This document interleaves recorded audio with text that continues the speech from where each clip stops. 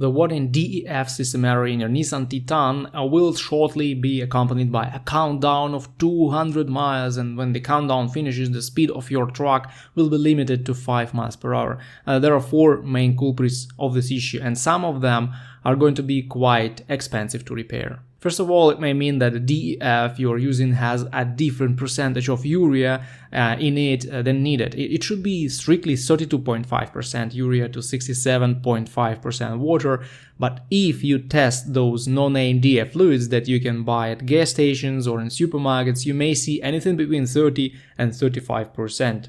While for some cars it's okay, for the Nissan Titan it's a sure way to get the DEF system error warning.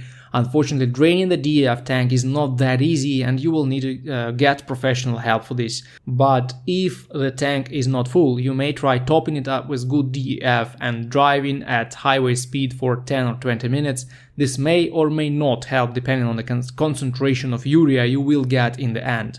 Anyway, it's a cheap and good thing to try before you pay for having the DEF tank dropped and drained. And that's why before you put DEF in your Nissan Titan, it's an extremely good idea to test it with a DEF tester and make sure the concentration is perfect. Then you should also know about the TSB number NTB17-060b. It was issued by Nissan for the 2016-2018 model years of the Titan, and it's basically the software update for the ECM. But the reviews about the TSB are mixed. Now, some people say it helped, while other owners confirm that nothing worked and they had to find another solution. Alternatively, the problem may appear when your Titan has been trying to regenerate for a long time with no success. This happens when you mainly drive short cycles and there is simply no time for regeneration.